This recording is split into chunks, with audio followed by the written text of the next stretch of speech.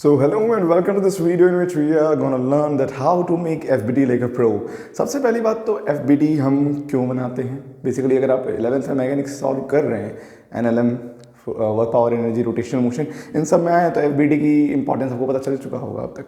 और सबसे इंपॉर्टेंट बात, जब हम एडवांस के क्वेश्चंस करते हैं या फिर कुछ हाई लेवल के क्वेश्चंस करते हैं, उस टाइम पे FBT banana is somewhere a conceptual task. अगर बहुत टफ लेवल का क्वेश्चन है तो उसमें FBT बनाना भी आपको कॉन्सेप्चुअल मिलेगा. एक्चुअली में क्वेश्चन जितना टफ होता है, जितना हार्ड होता जाता है, उसमें उतने ही फंडामेंटल कॉन्सेप्ट्स लगने लगते हैं. तो इसीलिए जब भी हम FBT को बनाते हैं तो I am not gonna talk today about how MG works, how things go very simply. तो सिंपल चीज़ों के बारे में हम बात नहीं करने वाले. हम बात करने वाले हैं कि किन बेसिक फंडामेंटल्स को एडवांस लेवल पे यूज़ किया जाता है. फंडामेंटल्स बहुत बेसिक लेवल पे होते हैं जिन्हें हमें ध्यान रखना पड़ता है और उसे कॉन्सेप्चुअली अप्लाई करना पड़ता है क्वेश्चन में. तो सबसे पहले इस वीडियो में हम बात करेंगे उन फंडामेंटल्स, उन बेसिक्स के बारे में जिसका ध्यान रखना बहुत ज़्यादा ज़रूरी है. फिर हम सेकंड में बढ़ेंगे ऐसे कॉन्सेप्चुअल क्वेश्चंस पर जिनको उन फंडामेंटल्स के द्वारा इजीली सॉल्व किया जा सकता है. So first let us go to learn some of the fundamentals. I will head it as fundamentals of FBT. सबसे पहला फंडामेंटल क्या कहता है हमें कि जब भी FBT बना रहे हों तो हमें इस बात का ध्यान रखना है कि point of action of force कौन सा है. ये पॉइंट ऑफ एक्शन कौन सा है. उसके बाद हम क्या ध्यान रखते हैं अभी मैं एक्सप्लेन करने वाला हूँ इन्हें कुछ छोटे मोटे एग्जांपल्स के साथ. Then we will go to conceptual examples. Point of action of force सबसे पहला ये. उसके बाद हमें देखना होता है कि direction of action of force किस डायरेक्शन में एक्ट कर रहा होता है. For example if I take an example of a spherical ball resting on a surface, what I come across is, इसका एक सेंटर पॉइंट होगा जिस पे एक NG वेट लग रहा होगा, ठीक है. और दूसरी चीज़ क्या लग रही होगी, एक नॉर्मल रिएक्शन लग रही होगी. तो इसमें मैं क्या क्या देख रहा हूँ, यहाँ पे NG लग रहा है. कहाँ से लग रहा है, पॉइंट ऑफ एक्शन ये है, मैं पॉइंट O कह देता हूँ, इसे पॉइंट P कह देता हूँ. तो NG अगर मैं बात करूँ ग्रेविटी के लिए तो point of action centre of the sphere है और जिस डायरेक्शन में लग रहा है the direction is downward. Second चीज़ हम बात करें तो नॉर्मल रिएक्शन की, तो नॉर्मल रिएक्शन में इसका पॉइंट ऑफ एक्शन कौन सा है, तो पॉइंट ऑफ कांटेक्ट ही इसका पॉइंट ऑफ एक्शन है. डायरेक्शन क्या है, द डायरेक्शन इज अपवर्ड में किस तरफ से जा रहा है, तो it is passing through the centre of the sphere. इन पॉइंट्स का हमें ध्यान रखना होता है. Let me write some of the things. जब भी ग्रेविटी एक्ट करती है, point of action of gravity कौन सा होता है, centre of mass of body.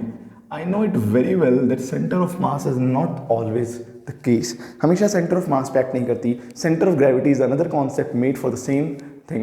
But जब small objects की बात करते हैं तो center of gravity coincides with center of mass and thus we cannot distinguish between them and it's easy to find center of mass rather than center of gravity in our syllabus. So हमारे syllabus में जितने cases आएंगे उनमें center of mass of the body पे ही gravity act करती है. So this is point of action. अब direction की बात करें तो हमारे सिलेबस में जो डायरेक्शन होता है उसका वो डाउनवर्ड होता है. इन रियलिटी क्या है देखते हैं वो भी.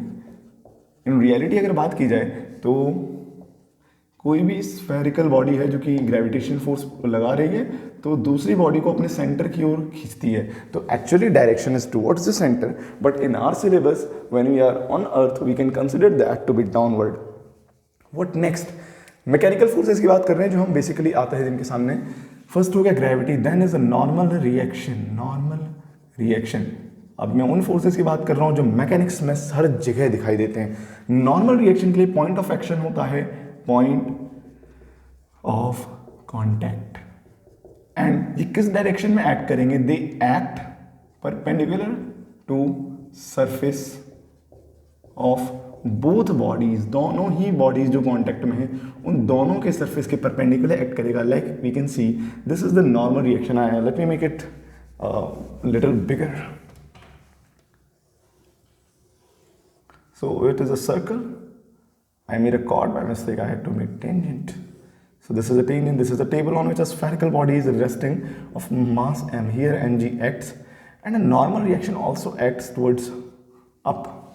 And what I can find this, that I have drawn this normal reaction at the point of contact of these two bodies, which is this point P, and it is acting perpendicularly to the surface, both of the surface. नीचे वाले table की बात की जाए तो नीचे वाले से भी परपेंडिकुलर है, इस सर्कल के सर्कमफेरेंस से बात किया जाए तो वो भी परपेंडिकुलर है. How I can say that this normal is perpendicular to the surface of this circle. इस सर्कल के सर्कमफेरेंस से परपेंडिकुलर इसलिए है ना क्योंकि किसी भी टेंजेंट से अगर तुम एक परपेंडिकुलर बनाते हो that goes to normal, and this passes through normal, and this is radius, and we can say that radius is perpendicular to the circumference of a circle. So ये because एक radius है इसीलिए मैं कह सकता हूँ it is also perpendicular to the circumference. What next? Next is about friction. Don't worry, I am gonna deal with each and every force that you come across in mechanics. Friction कहाँ पे act करेगा? Point of contact. कैसे act करेगा? ये act करेगा parallel to surfaces, दोनों ही surfaces से ये पैरेलल एक्ट करने वाला है. ये कैसा? Let us suppose this ball is rolling in rightward direction, it has some omega in this case, and we know while rolling, it's not pure rolling I'm considering, some friction is occurring. In friction we know that there is an action, another is the reaction. If I can say that this is rolling in a frontward direction, the friction is acting through this point of contact, to the point of contact, and going parallel to the surfaces. ये parallel line पे जा रहा है ये, ठीक है. एक इस डायरेक्शन में जाएगा और दूसरा इसका रिएक्शन फोर्स ये एग्जैक्टली इसी पॉइंट पर रहेगा, तो आगे से बना दिया मैंने, इसी पॉइंट से जाएगा. ये एफ डैश, ये एफ है, एफ डैश है, they both are equal in magnitude but opposite in direction. Also जो एफ है वो एक्ट हो रहा है इस प्लैंक पे, इस टेबल पे, जहाँ पे ये जो रोलिंग बॉडी है हमारी स्फेयर, उस पर ये एफ डैश एक्ट हो रहा है. तो इसका मतलब अगर ये बॉडी आगे की तरफ आ रही है तो फ्रिक्शन इसको ऐसे घसीट रही है उधर की ओर, और इस प्लैंक को उसका रिएक्शन फोर्स इधर मिल रहा है अपने अपोजिट डायरेक्शन में. So I hope this is clear. Friction point of contact पे एक्ट करेगा, parallel to the surface act करेगा. Let us go to the fourth force, which is the fourth one that we come across is pseudo force. Pseudo force.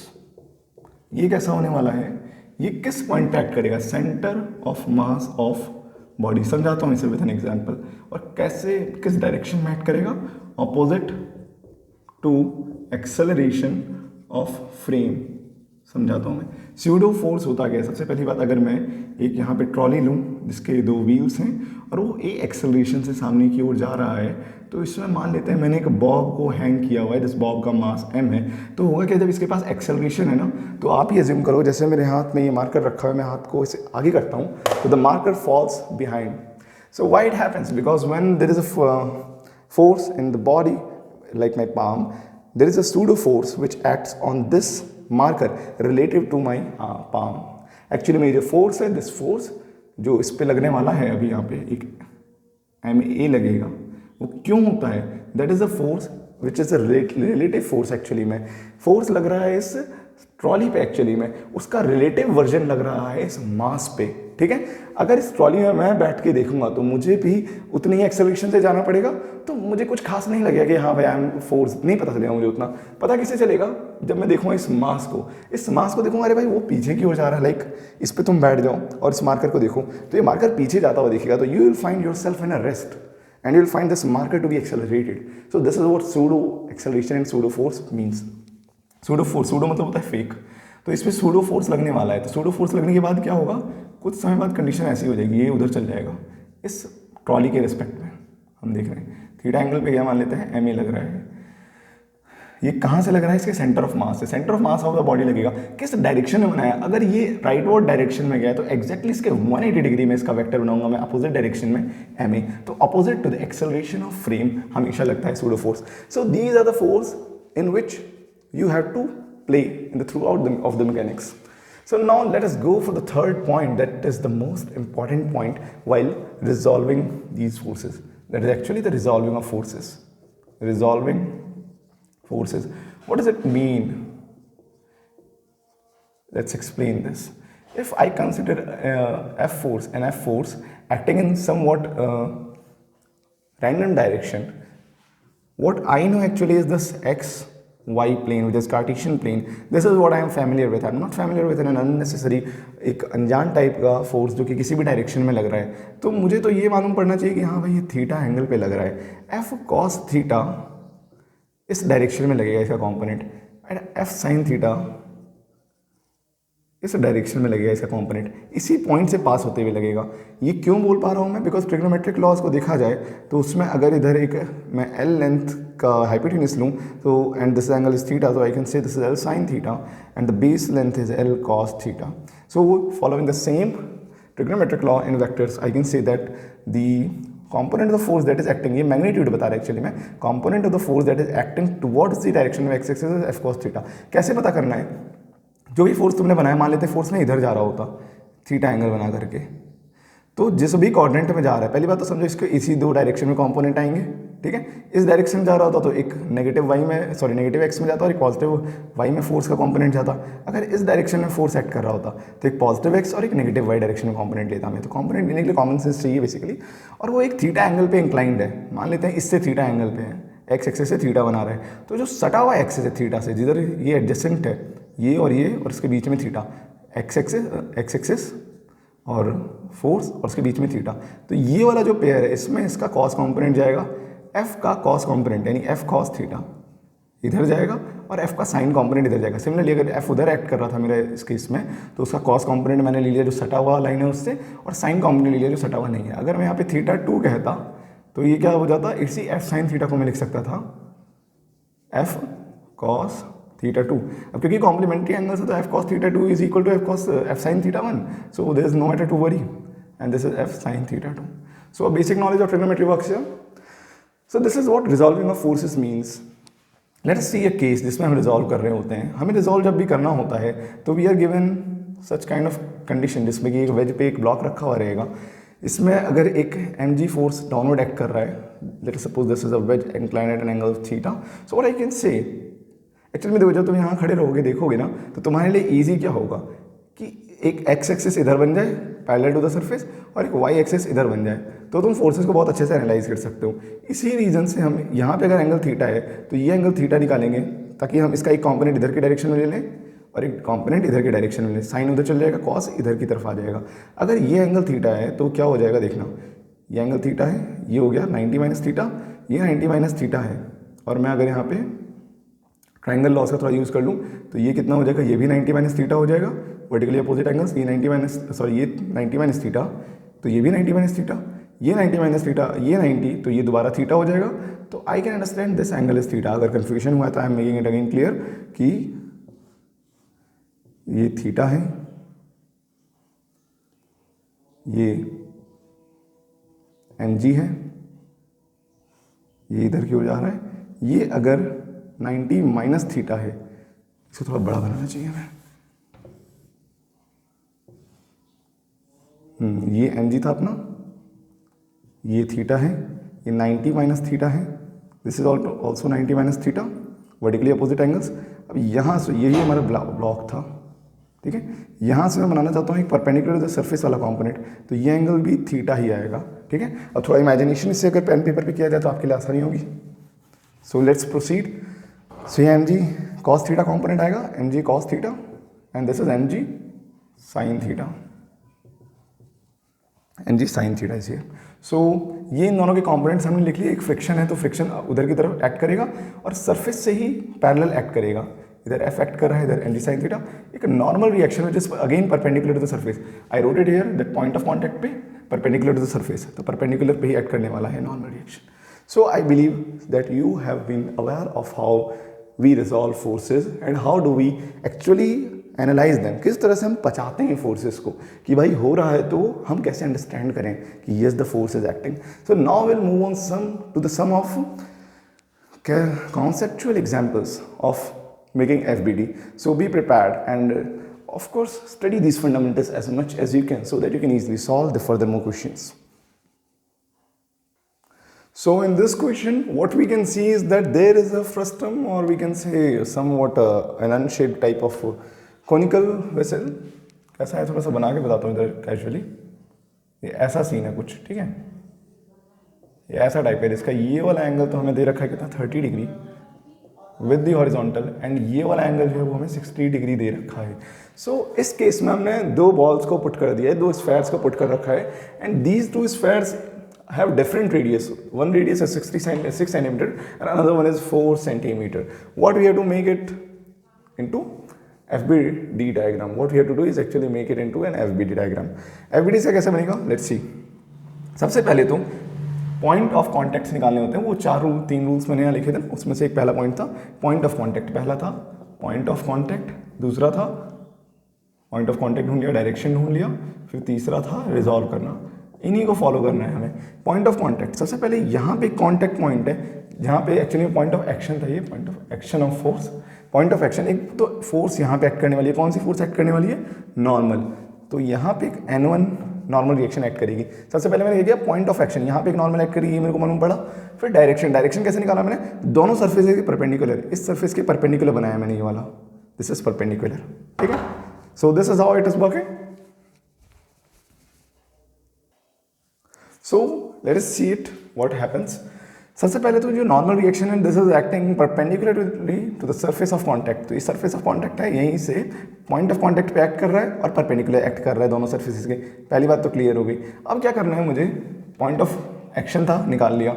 Direction, direction क्या है? इधर perpendicular है। अब इसको resolve करना है। रिजॉल्व कैसे करेंगे? हमें ये प्लस साइन पसंद याद रखना है, एक एक्स एक्सिस एक वाई एक्सिस। ये y हो गया, ये x हो गया। हमें हमेशा x और y एक्सिस पे ही चीज़ों को रिजॉल्व करना पसंद है, क्योंकि जब हम x और y एक्सिस पे चीज़ों को रखते हैं ना, तो it becomes easy to cancel out forces.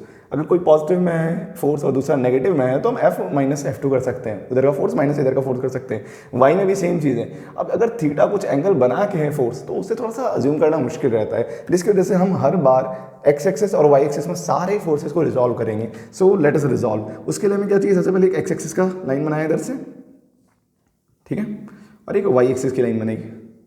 अब क्या ध्यान देना है हमें? इसका अगर मुझे इधर की ओर कॉम्पोनेंट चाहिए, तो मुझे बीच का एंगल चाहिए रहेगा ये थीटा। ये थीटा कितना है? अगर ये 30 डिग्री है, which is given here actually, ये 30 डिग्री है। These two lines are parallel, ये भी x एक्सिस है पैरेलल टू द सरफेस, ये भी पैरेलल है, तो this is also 30 degree, this is also 30 degree. अगर ये 30 डिग्री है, तो ये वाला एंगल 60 डिग्री होना चाहिए। क्यों? क्योंकि this is completely perpendicular line to the surface. 30 60 90 होता है, तो 90 होना भी चाहिए ये, तो ये 60 डिग्री हो गया। इधर हो गया N1 cos 60, इधर हो गया N1 sin 60। So I hope this is clear कि मैंने इस फोर्स को किस तरह से रिजॉल्व किया। अब इसी का रिएक्शन पार्ट लग रहा होगा इस वाले कंटेनर में, N1 sin 60 सिमिलरली नीचे लग रहा होगा, N1 cos 60 इस डायरेक्शन में इस वाले कंटेनर पे लग रहा होगा। बट मैं उसे यहाँ कंसिडर नहीं कर रहा हूँ, because I have to make FBD of these two spheres. यहाँ पे इन दोनों स्फेयर्स का FBD बनाना है हमें, लिख देता हूँ मैं FBD ऑफ स्फेयर्स, इन दोनों का बनाना है मुझे। चलो लेट अस गो। अब क्या ध्यान देना है मुझे इसमें कि एक यहाँ पे भी तो point of action of force है, पॉइंट ऑफ एक्शन जो Ng है एक्चुअली में। मैं एक बार क्लियर कर देता हूँ सारे पॉइंट ऑफ एक्शन कहाँ पे। एक पॉइंट ऑफ एक्शन यहाँ पे नॉर्मल का, एक यहाँ पे भी नॉर्मल का है, एक Ng तो है ही यहाँ पे, एक नॉर्मल इधर एक्ट कर रहा होगा, और यहाँ पे एक Ng। तो ये सारे point of action of forces हैं। चलो आगे बढ़ते हैं। इसमें Ng का तो कोई लोचा है नहीं, this is acting in negative Y axis, very clear, यहाँ पे भी वही है। इस नॉर्मल का लोचा है, बात करते हैं इसके बारे में। यहाँ पे जो नॉर्मल एक्ट कर रहा होगा that will be perpendicular to the surface, perpendicular to the surface. अब मुझे पता है the normal passing through circumference जो कि परपेंडिकुलर टू द सरफेस है, तो वो सेंटर से पास करता है, तो I can assume this to be passing from centre, ठीक है। पॉइंट ऑफ एक्शन निकाल लिया, डायरेक्शन में निकाल लिया कि सेंटर से आ रहा है। डायरेक्शन जब भी हम निकालते हैं ना, इसके लिए हमें कुछ ना कुछ तो क्लू मिलता ही है। जैसे इन चारों केसेस में बता दिए कुछ क्लू मिल जाएगा। फिर यहाँ पे तो सेंटर से पास करेगा नॉर्मल, हमें पता है, तो ये कुछ क्लू मिल जाता है हमें डायरेक्शन के लिए। यहाँ पे मान लेते हैं ये N2 एक्ट कर रहा था, इधर की ओर भी N2 एक्ट करेगा, सीधा नहीं बन रहा, इधर की ओर N2 एक्ट करेगा। अब मुझे इसका एक डायरेक्शन इधर चाहिए, एक कंपोनेंट नीचे की ओर और एक कंपोनेंट सीधा इधर की ओर चाहिए N2 का, ठीक है। इन दोनों कंपोनेंट को निकालने के लिए मुझे चाहिए बीच का एंगल, ये थीटा क्या होगा, यहीं पे इस क्वेश्चन का क्रक्स है। Let's go to see the crux. ये एक्चुअली में यहाँ का सेंटर से कुछ पास करता हुआ बनेगा, सेंटर से पास करता हुआ बनेगा। अब देखना, ये एक्चुअली में स्ट्रेट लाइन है, the figure is not made very scalar. So ये एंगल कैसे निकालूंगा मैं, समझते कैसे निकालूंगा मैं इसी को यहाँ पे छोटा सा बना रहा हूँ सो दैट हम कुछ ज्योमेट्रिकल कैलकुलेशन कर सकें। एक स्फेयर ये है, एक स्फेयर ये है,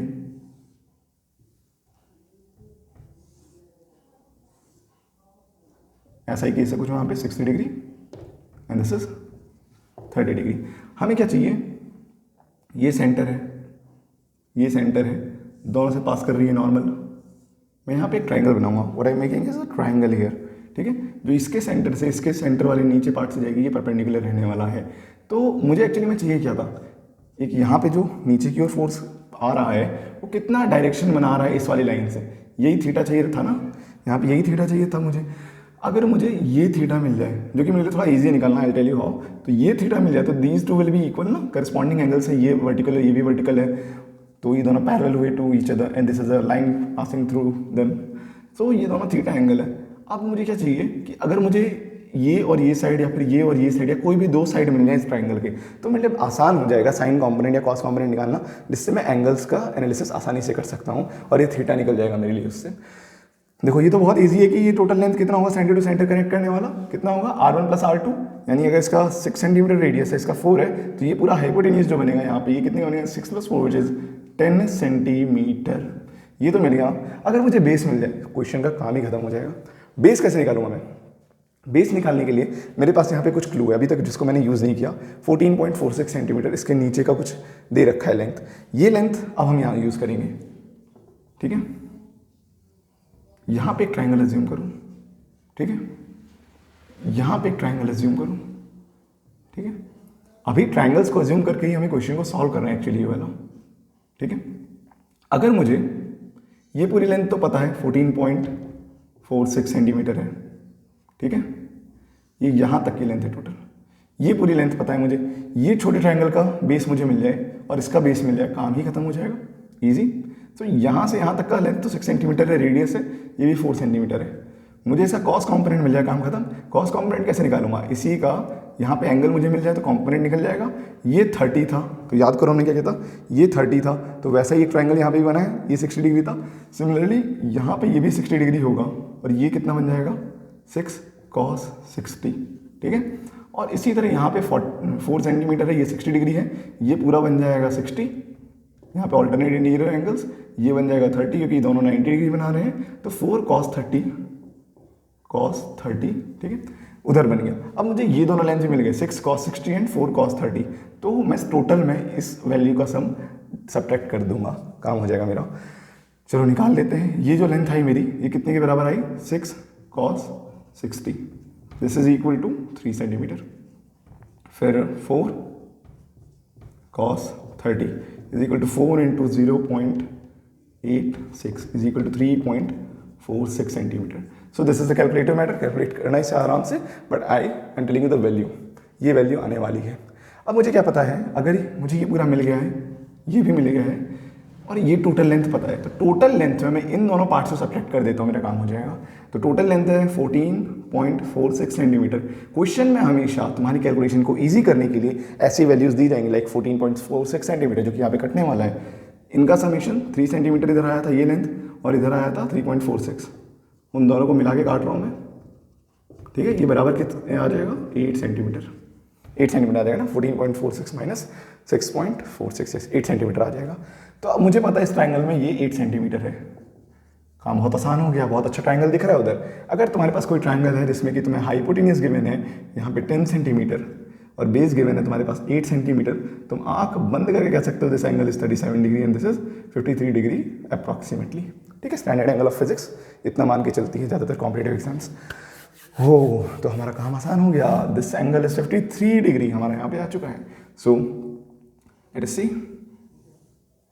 यहाँ पे ये 53 डिग्री, ठीक है, ये भी 53 डिग्री, काम बहुत आसान। अब इसे हटा रहा हूँ, this was just for imagination कि इमेजिन कर पाऊँ यहाँ क्या चल रहा है। सो यहाँ पे आएगा n2 cos 53। अब cos 53 की वैल्यू बहुत आसानी से निकाल सकते हो, ये हो जाएगा तुम्हारा 6, तो दैट इज 3/5, तो 3/5 n2 और इधर n2 sin 53, sin 53 is 4/5 which is 4/5 n2, तो यहाँ पे इसका ये कॉम्पोनेंट आ रहा है। अब देखो नॉर्मल रिएक्शन इधर ही थोड़ी हेल्प वर्क कर रहा है, इधर भी तो इक्वल एंड अपोजिट वर्क कर रहा था, तो इधर भी एक आएगा। अच्छा एंगल कितना होगा वो थोड़ा समझते हैं। ये y एक्सिस है, ठीक है, और ये कोई सीधी सी लाइन है, ये कोई सीधी सी लाइन जो नॉर्मल वाली है, ये y एक्सिस के साथ 53 डिग्री इधर बना रही है, तो रिएक्शन जो आएगा वो सेम लाइन पे ही है इधर, और ये भी एक सिंगल लाइन है, तो वर्टिकली अपोजिट एंगल्स के हिसाब से 53 डिग्री होना चाहिए। तो इधर n2 cos 53 और इधर n2 sin 53 डिग्री, ऐसा सीन होने वाला है। क्लियर है? सो this is the FBD at this normal point. अब तुम देख सकते हो कि internal forces cancel each other, या इंटरनल फोर्सेस कोई नेट वर्क भी नहीं कर सकते। वो बातें जितनी भी आती हैं वो कहाँ से आ रही है, यहीं से देखो। नॉर्मल रिएक्शन अगर इन दोनों को मैं एक सिस्टम मान लो, दोनों स्फेयर्स को, तो यहाँ पे जितना फोर्स है उतना ही एक्स एक्सिस पर दूसरी side n2 sin 53 n2 sin 53, और ऊपर में भी इसी तरह कैंसिल करे तो forces inside a body cancel each other. Simple सी बात है, यहाँ से ये बात भी समझ में आती है। अब नॉर्मल और कहाँ एक्ट कर रहा है, एक नॉर्मल इधर की ओर एक्ट कर रहा होगा, ठीक है। This is also passing through the centre. इस नॉर्मल की तो खासियत है भाई परपेंडिकुलर रहने वाला है। सो ये नॉर्मल है। अब मैं इसे बेस के साथ बनाऊँ तो ये एंगल 30 डिग्री आएगा। 30 डिग्री कैसे आएगा, यहाँ पे निकाल रखा है मैंने ऑलरेडी, वही यूज़ कर रहा हूँ मैं, ठीक है। ऊपर की ओर इसका परपेंडिकुलर कॉम्पोनेंट आएगा एक, जिससे मैं कह सकता हूँ ये n3 है अगर, n1 n2 n3, ठीक है। n3 sin 30, ठीक है, और इधर n3 cos 30, इसका ये कॉम्पोनेंट आने वाला है। क्लियर है? अब सोचो कहीं हमने कोई मिस्टेक की है क्या।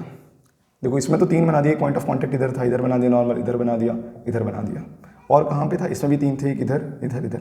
एक चीज़ भूल गए तुम, यहाँ पे भी एक नॉर्मल है जो कि एग्जैक्टली सेंटर से पास करेगी इसमें भी, और परपेंडिकुलर टू सरफेस रहने वाली है, जिसे मैं n4 कह देता हूँ, ठीक है। अब as the system is completely in equilibrium, you can equate all the forces and x axis and y axis opposite direction में रिएक्ट कर रहे हो, इक्वेट कर सकते हो क्योंकि सिस्टम इक्विलिब्रियम में है। आई hope this is clear. This was a conceptual question that can deal with everything. तुम्हारी ट्रिग्नोमेट्री भी यूज़ हो गई, एंगल भी यूज़ हो गई, किस तरह से रिजॉल्व करना है वो भी यूज़ हो गया, अलग अलग फोर्सेज किस तरह से एक्ट कर रहे हैं। बेसिकली तो इसमें ग्रेविटी और नॉर्मल रिएक्शन का यूज़ किया हमने, फ्रिक्शन यहाँ पे इग्नोर कर दिया हमने, स्मूथ सर्फेस है इसीलिए, and telling this is smooth surface. So यहाँ पे ग्रेविटी और नॉर्मल रिएक्शन के साथ तो सारे खेल हमने कर लिए। अब अगले वीडियोज़ में हम बात करने वाले हैं फ्रिक्शन के बारे में, कि फ्रिक्शन के फोर्सेस को किस तरह से रिजॉल्व किया जा सकता है, और अलग अलग तरह के कॉम्प्लेक्स सिचुएशंस पे। The main motive of my videos will be to teach you the complex things in fundamental ways. Complex thing को एक्चुअली फंडामेंटली ही डील किया जाता है, इसलिए I will be teaching you that thing only. So I hope you liked it. So let's meet in the next video.